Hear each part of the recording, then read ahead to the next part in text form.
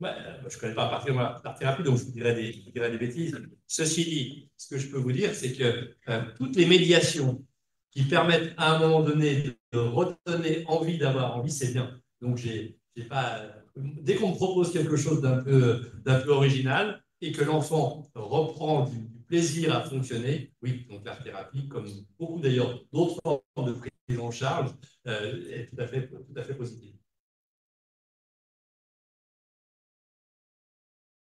Qu'est-ce qu'on fait nous? Ben, on repère, on aide, on accompagne, on fait le lien avec l'école, et puis surtout on se débrouille pour que ce ne soit pas l'enfant qui quitte l'école, parce que jusqu'à maintenant, c'était l'enfant harcelé qui quittait l'école, ce qui était absolument insupportable, et que ce soit le harceleur qui soit sanctionné. Par contre, personnellement, je préconise une autre approche qui est celle de la psychologie communautaire, qui est portée par Élie Pertier, que j'avais fait venir à la cité scolaire de Saint-Maurice, qui s'appelle Sentinelle et référent, et où en fait, on n'est pas dans l'attaque frontale, on ne rentre pas, on ne fait pas rentrer les élèves en conflit avec leur harceleur, on joue sur autre chose qui est la majorité silencieuse. Et la majorité silencieuse, qui ne se positionne pas, eh bien, va basculer vers une ambiance beaucoup plus positive et qui va prendre le dessus sur l'ambiance négative qui est créée par le leader négatif. On a bien compris qu'il y a plein de techniques, il y a plein de gens extrêmement compétents qui proposent des stratégies, et ce qui compte, c'est de faire. Il n'y a pas une technique qui est mieux qu'une autre. Ce qui est dramatique, c'est de ne rien faire, c'est de ne pas voir, de refuser de voir et de laisser l'enfant dans sa souffrance. À partir du moment où on met en place une stratégie, déjà, on est thérapeutique et déjà, l'enfant a l'impression qu'il y a une reconnaissance. C'est-à-dire, dès qu'il y a une souffrance quelque part, que ce soit au travail ou à l'école, c'est une absence de reconnaissance.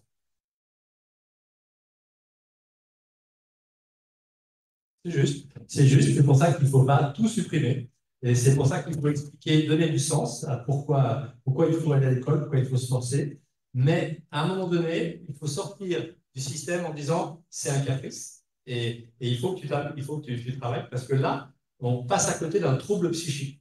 Et on ne peut pas reprocher à un enfant un trouble psychique.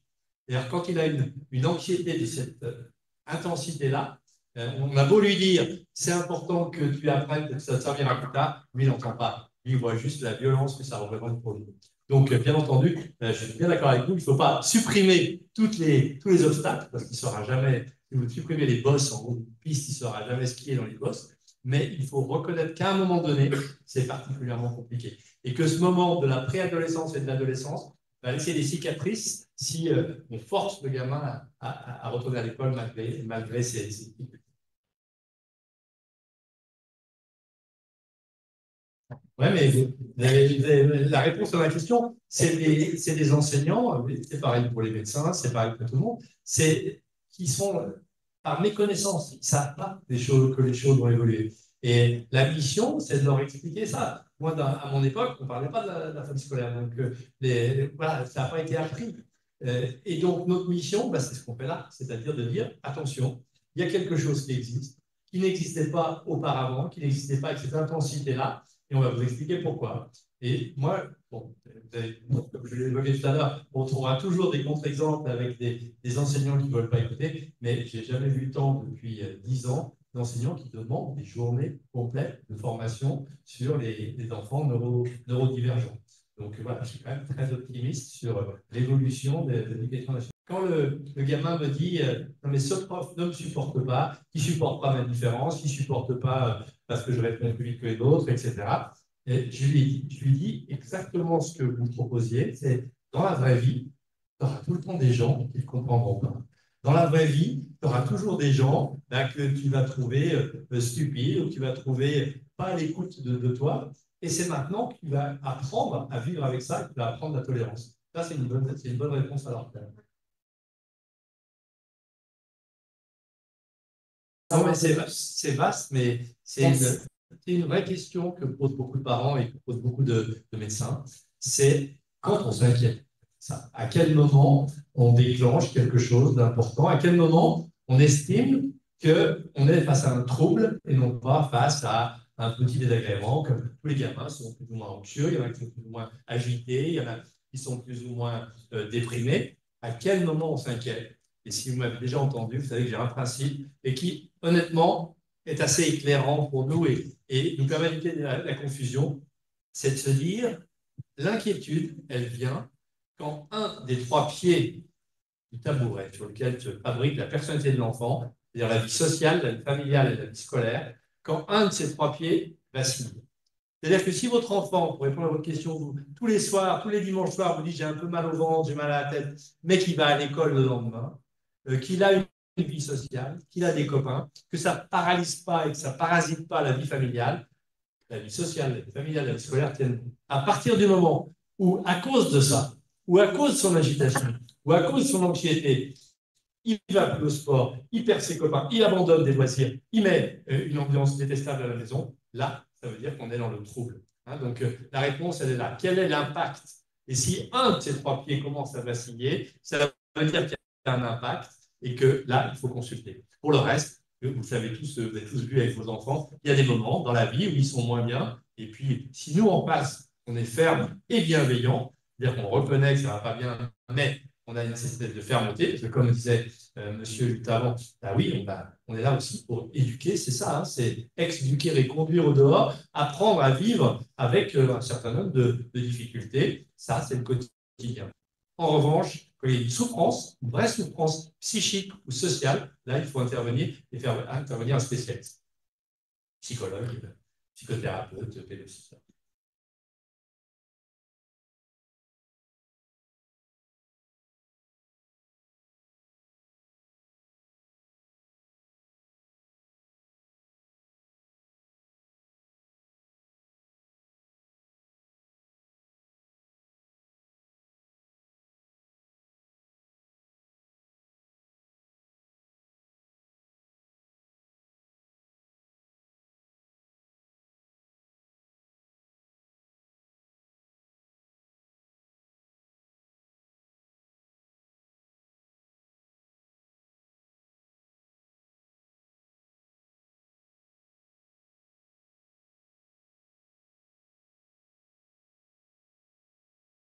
Le CNED, oui, c'est transitoire.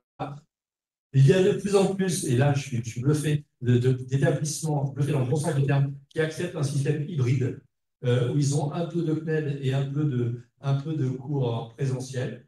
Et c'est quelque chose qui se fait progressivement, et quelque chose qui se fait, qui permet, une fois encore, qui permet de garder le lien.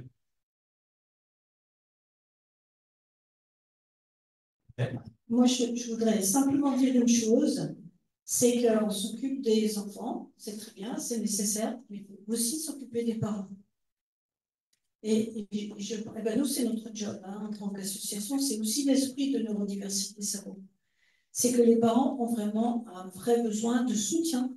Mais ce que je veux dire par là, c'est que prenez vraiment soin de vous. Et on cherche à proposer de la guidance parentale, justement pour rassembler les familles et pour ne pas avoir des mamans ou des parents dans une telle détresse. Parce que pour les enfants, du coup, c'est dur aussi. Hein. Tu as tout à fait raison, et puis je ne l'ai pas assez dit. On doit prendre soin de nous d'abord.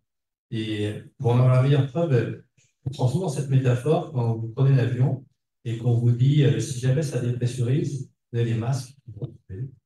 Mais avant de mettre le masque à votre petit garçon ou votre petite fille ou la personne qui est à côté de vous, mettez le vôtre. Parce que si vous ne mettez pas le vôtre et que vous effondrez, vous ne pourrez pas sauver celui qui est à côté.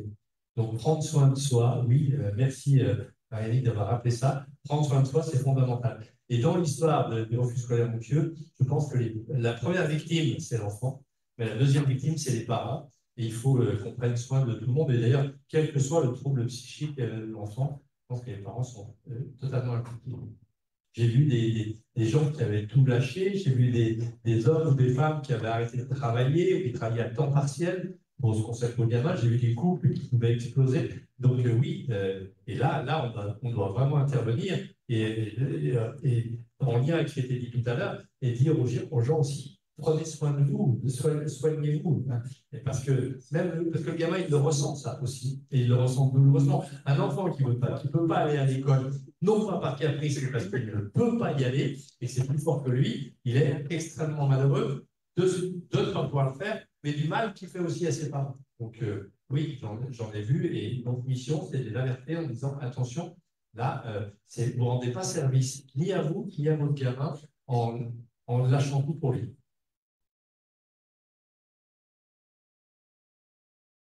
Compliqué de faire des consultations comme ça, sans avoir le contexte. Et surtout qu'à 3 ans, l'antécédent de séparation, elle est normale. En tout cas, elle n'est pas pathologique. Ça veut dire quand même, mais la question d'Élise mérite qu'on s'y arrête, ça veut dire qu'il y a une vulnérabilité particulière, mais c'est quand même plus facile, là, d'avoir, quand ils ont 3 ans, il y a des enfants maternels, il y a une ATSEM, il y a une maîtresse, il y a quand même de la bienveillance dans l'école, il y a un travail de guidance. Je dirais que quand ces enfants si petits, là, il faut vraiment faire un travail parent-enfant, un travail familial sur la séparation.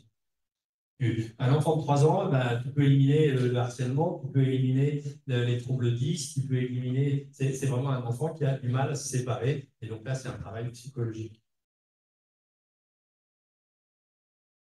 Avec l'idée forte que quand on est 10, on est TDAH, c'est pas en redoublant qu'on sera plus 10 et plus TDAH. Exactement. Quand tu es dyslexique, tu ne sauras pas lire à la fin du CP, ni du CE1, ni du CE2, ni du CM1. Donc, ce n'est pas le redoublement qui va t'aider. Voilà. On sait que le redoublement n'est pas la première chose à mettre en place, qu'il faut certainement beaucoup plus d'aménagements pédagogiques dans la classe, éventuellement un décloisonnement si on a la possibilité qui reste en CP pour quelques matières et qui passe en CE1, et que la double, pour ça, c'est vraiment intéressant. Mais le redoublement peut, alors surtout sur ces gamins intelligents, leur donner une baisse de l'estime d'eux-mêmes, alors qu'en fait, ils auraient le moyen de suivre avec leur groupe de classe. Ah ouais, c'est tout l'enjeu de ce qu'on a développé ce soir. C'est-à-dire, à quel moment, je pense que dans un premier temps, il ne faut pas lâcher, mais il faut reconnaître qu'il y a une souffrance. Tu as mal quelque part, on va consulter. Ça, c'est la première chose à faire. Tu as mal, on va consulter. Les gamins qui vivent très mal la situation, ils disent, mais j'avais vraiment une vraie douleur et on m'a dit que c'était pas. Donc, tu vas consulter. Tu consultes le neuropédiatre ou le gastropédiatre ou le dentiste te dit, mais non, il n'y a pas de problème de ce côté-là. À ce moment-là, donc on peut insister, mais on ne pourra insister qu'une fois qu'on a fait le tour de la question médicale. Vraiment, il faut prendre les choses dans l'ordre. Donc, honnêtement, la première personne à consulter, c'est quand même le médecin traitant. C'est lui qui est capable de reconnaître l'importance et la réalité de la souffrance physique.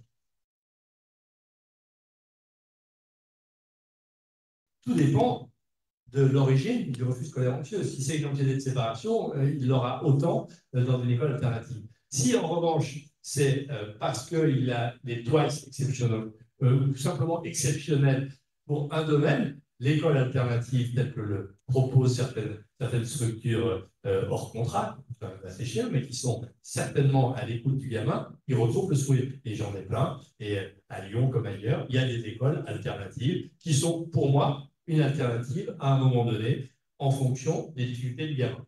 Et ils reprennent pied et c'est une transition. Et je leur dis, tu vas passer, je ne vais pas donner de nom parce que c'est une école qui coûte un certain prix, mais qui sont très efficaces, qui rendent des grands services. Et je lui dis, tu vas aller faire 1 an dans cette école-là, mais avec l'idée que tu reprennes l'école ensuite. Donc l'école alternative, c'est quand, alors c'est souvent des écoles qui ont été faites pour des enfants ou à haut potentiel, ou des enfants à 10, et qui ont donc l'habitude, avec des enseignants qui ont été formés pour ça, et une reconnaissance de cette différence. En revanche, s'il ne va pas à l'école parce qu'il est harcelé et qu'il se met en situation d'être harcelé à cause de la différence, il risque de l'être un peu partout. La question est de dire, puisque en s'appuyant sur ce que j'avais dit au mois de mai, en disant, et je me rappelle, c'était une femme américaine qui était à Lyon, qui est Interpol, et qui m'a dit, les enfants, ils vont pas l'air très heureux d'aller dans l'école ici, alors qu'en Amérique, dès qu'on laisse un enfant de 3 ans jusqu'à 20 ans, on le dépose et on lui dit have fun. On lui dit régale-toi. Et j'avais rapporté l'anecdote que j'avais essayé une fois avec les 4 gamins. J'en posais un en collège, un en primaire, un machin. Chaque fois que je leur ai dit régale-toi, j'ai peur de mon pare-brise. Hein. Donc, il y a quand même un problème, et je vous rejoins, un problème assez français sur le fait qu'on ne puisse pas dire en France, régale-toi mon chéri, tu as vraiment de la chance d'aller à l'école, alors qu'on peut le dire en Amérique, en Angleterre et en Allemagne. Et donc la question de cette table, c'était de dire, est-ce qu'on a des statistiques qui confirment que c'est plus compliqué en France qu'à l'extérieur, hein? Vous avez tous fait l'expérience, moi avec mes 4 gamins, je l'ai fait l'expérience, que quand vos gamins, vos enfants vont en échange avec leur correspondant allemand ou anglais, ils hallucinent. Ils hallucinent. Et je ne dis pas que le système est mieux, mais le système est différent. C'est-à-dire qu'ils reviennent d'Allemagne ou d'Angleterre en disant, mais je ne comprends pas, on peut se lever, on peut bouger, on peut manger.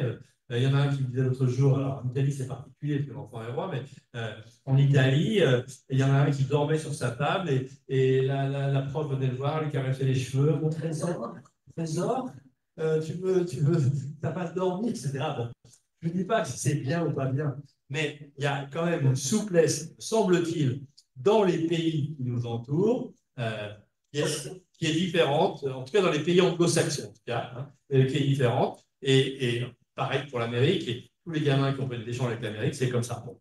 Je ne sais pas si c'est bien ou pas bien, hein, parce que, comme le disait monsieur tout à l'heure, notre but, c'est quand même de préparer les enfants à la société. Et dans la société, il y a des bosses et il y a des moments difficiles. Tout dépend de la gravité de comment l'enfant le ressent, hein. Et si l'enfant le vit très, très douloureusement, l'obligation de rester assis, comme on le fait en France, avec des journées qui sont très longues, les Américains, les anglo-saxons, ils ont compris que l'après-midi, en post-prandial, les notions nouvelles, c'est pas idéal. Donc, il y a du sport, il y a des arts plastiques, il y a des choses comme ça.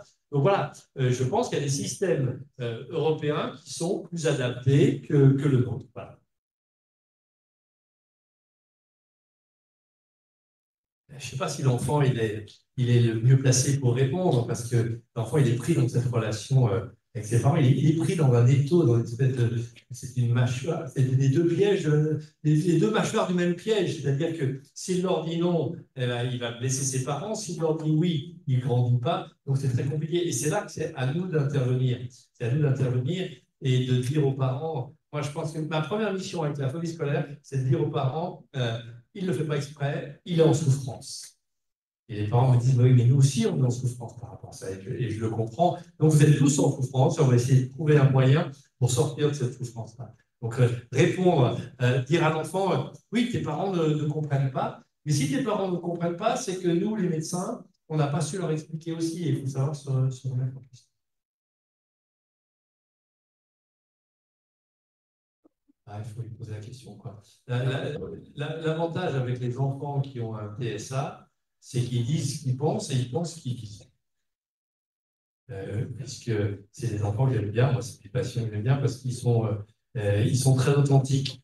Donc, il faut lui demander pourquoi tu ne peux pas aller à l'école. Et il va nous répondre par la vérité. Mais s'il ne peut pas le dire à ses parents, parce qu'à un moment donné, il y a un âge où ce n'est pas les parents les meilleurs interlocuteurs, il faut que quelqu'un d'autre lui demande.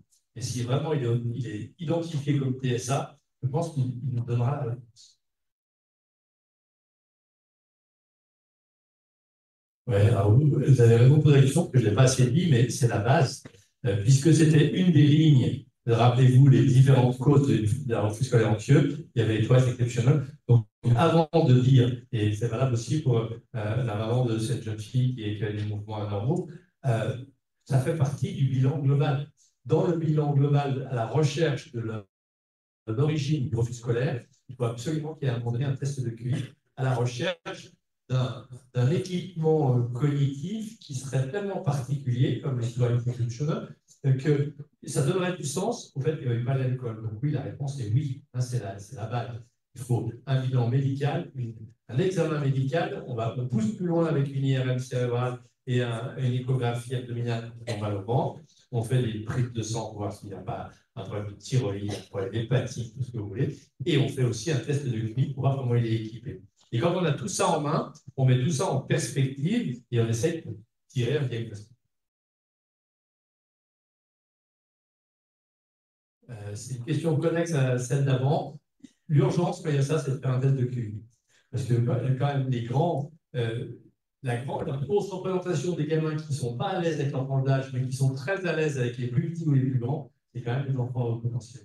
ils me disent tous, hein, et j'en vois 10 par jour, hein, d'enfants au potentiel, ils me disent tous, mais j'ai rien à leur dire. J'ai rien à leur dire, et alors que je suis bien qu'avec les adultes, je suis bien avec mes profs, je suis bien avec les amis de mes parents, mais je ne suis pas bien. Et là, la réponse, elle est simple. Le temps joue pour toi. Un jour, tu seras adulte au milieu des adultes. Là, ils ne comprennent pas l'expression tu manges ton pain dans la rue, c'était ma génération. Et là, tu es en train, et si vous voulez leur parler comme eux, tu es en train de vivre ta plus mauvaise vie, là, maintenant. Tu es en train de vivre ta plus mauvaise vie maintenant, et un jour, ça ira bien, et je vous promets, regardez les cas, je vous ai parlé, Chris, Jude, tout ça, et même la petite Julia, mais ils sont bien quand ils sont sortis de ce milieu adolescent où ils ne retrouvent, c'est pas un miroir pour eux, ils ne se retrouvent pas dans ce groupe-là. Donc, mais je leur dis, mais t'apprends, justement, t'apprends à montrer ta différence, t'apprends à accepter qu'il y a des gens qui ne fonctionnent pas comme toi, donc c'est pas grave, c'est pas du temps perdu. Et tu verras quand tu seras dans la vie adulte. Et en plus, alors, l'autre question, c'est que les enfants au potentiel, ils sont toujours dans le contrôle et la maîtrise. Donc, il faut que je contrôle et que je maîtrise tout. Or, quand tu es étudiant, tu ne maîtrises rien, tu ne contrôles rien du tout. Et en revanche, quand tu seras à la fac, tu choisiras d'y aller ou de ne pas y aller. Si tu fais un métier, si tu es boulanger, si tu as travaillé quand tu as envie de travailler, pour l'instant, tu n'as pas le choix. Et c'est cette absence de choix qui est compliquée. Alors, le médicament, il est effectivement, j'ai enlevé la slide parce que ce n'est pas l'endroit pour en parler, mais je peux vous le dire. Il y a deux types de médicaments qu'on peut donner. Il y a des médicaments la veille au soir, le dimanche soir, la fièvre, et que ce n'est pas une fièvre, une vraie fièvre, c'est de donner un anxiolytique. Moi, j'aime bien commencer par des médecines douces, l'homéopathie, la phytothérapie, le phyto, tout ce que tu as donné, etc. Si vous dites non, mais ton truc, ça ne marche pas, il y a le médicament que je donne moi, c'est l'Atarax. L'Atarax que vous avez donné à vos enfants bébés quand ils se grattaient, et ben, c'est très anxiolytique. Après, si il y a ça c'est un traitement ponctuel pour qu'ils puissent dormir la veille. S'ils ne dorment pas de la nuit, c'est très compliqué. Après, si on a la sensation qu'il y a un trouble anxieux sévère avec la peur d'aller à l'école, mais surtout, on appelle le trouble panique, c'est-à-dire la peur d'avoir peur. C'est-à-dire que j'ai peur au moment où je vais à l'école d'avoir peur et que ça déclenche, alors que pour l'instant, je n'ai pas peur. Il y a un médicament qui s'appelle la sertraline, qui est un traitement de fond et que je donne beaucoup aux enfants qui sont en refus scolaire anxieux. Mais une fois encore, le médicament, jamais en première intention et jamais seul, quoi. Toujours en lien avec un suivi psychologique en disant au gamin, le jour où je te donne ce médicament, je commence déjà à penser actuellement, je vais te l'arrêter. Et parfois, c'est indispensable. Et parfois, c'est les parents qui le refusent. Et là, j'ai une autre métaphore qui explique aux parents le vrai travail qui va lui permettre de retourner à l'école. Qu'est-ce que vous allez faire avec l'hypnose, avec la thérapie comportementale, avec la psychothérapie analytique en fonction du cas ou la thérapie familiale? Ça, c'est le vrai travail de fond. Le médicament, c'est une béquille. Une béquille, quand vous laissez la jambe, ça ne répare pas la jambe, mais ça permet de continuer à marcher. Et donc, vous avez besoin de cette béquille pour qu'il puisse reprendre pied à l'école le temps que le travail de fond se mette en place. Et oui, évidemment, je ne suis pas contre du tout. Je n'en ai pas parlé parce que ce n'est pas le lieu, mais à un moment donné, le médicament est indispensable.